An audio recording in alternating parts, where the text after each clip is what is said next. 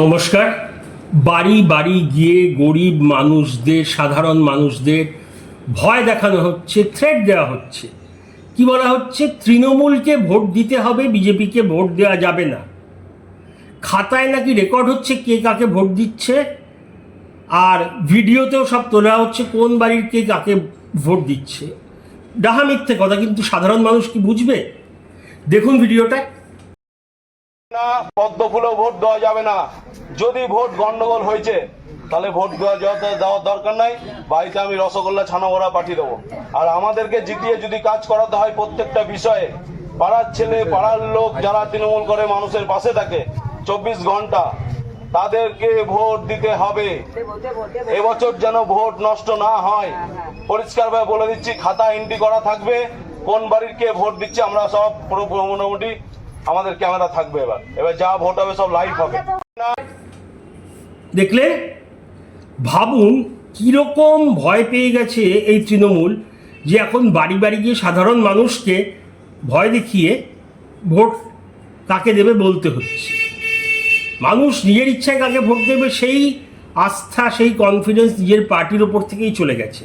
মানে এরা জানে যে এত খারাপ কাজ করেছে, এত নোংরামি করেছে, এত অত্যাচার করেছে যে সাধারণ মানুষ ওদের ভোট দেবে না। নয়তো এত উন্নয়ন, এত কিছুর পরেও যদি বাড়ি বাড়ি গিয়ে প্রতিটি ভোটারকে বলতে হয় কাকে ভোট দিতে হবে, তার মানে ভয় আছে। এবারে আসি মেন কথায়, মোদ্দা কথায়। যেই ভিডিওটা দেখলেন, এটা সত্যি না এআই মানে আর্টিফিশিয়াল ইন্টেলিজেন্স দিয়ে তৈরি করা আমি জানি না, কিন্তু ভিডিওটা আছে। এই ভিডিওটা অবিলম্বে ইলেকশন কমিশন দেখুক। লাখ লাখ মানুষ ইতিমধ্যেই দেখেছে, এবং ওদের উন্নত মানের সবচেয়ে ভালো প্রযুক্তির সফটওয়্যার দিয়ে পরীক্ষা করুক, চেক করুক এটা সত্যি নাকি না ভুয়ো ভিডিও। আগে পরীক্ষাটা হোক। পরীক্ষায় যদি দেখা যায় এটা সত্যিকারের ভিডিও, এই লোকটাকে, এই মস্তানটাকে, এই শয়তানটাকে চিহ্নিত করা হোক। তারপরে কেন্দ্রীয় বাহিনী দিয়ে ঘাড় ধরে হিঁচড়াতে হিঁচড়াতে আগে জেলে ভরা হোক।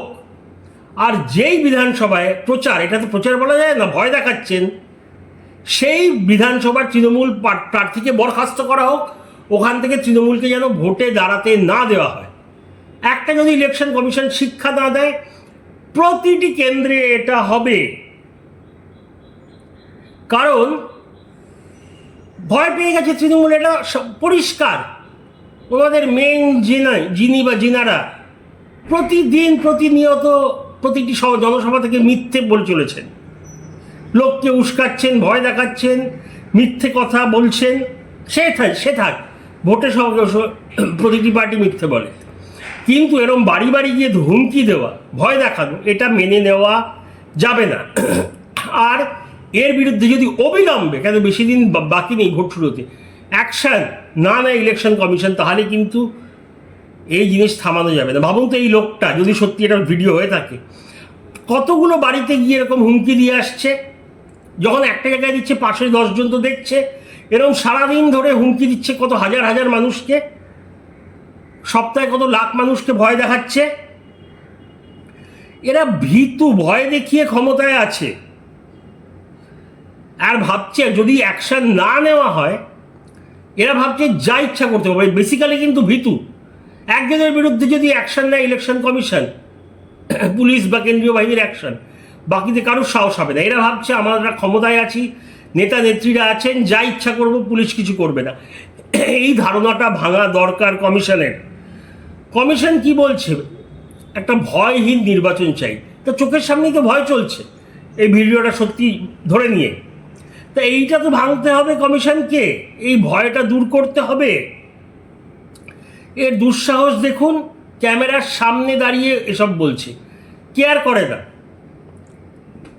আর বিজেপিকেও কিছু বলতে হবে এই নিয়ে, এই ভিডিও নিয়ে বিজেপিকে জনসমক্ষে আসতে হবে।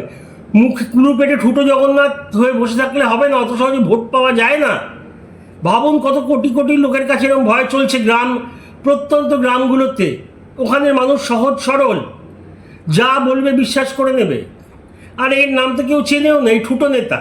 এরা যদি সব জায়গায় ভয় দেখাতে পারে, একজন একটু বড় নেতা, পঞ্চায়েত প্রধান, কাউন্সিলর গিয়ে যদি বলে, তাহলে ভয়ের মাত্রাটা কতটা বেড়ে যাবে ভাবুন।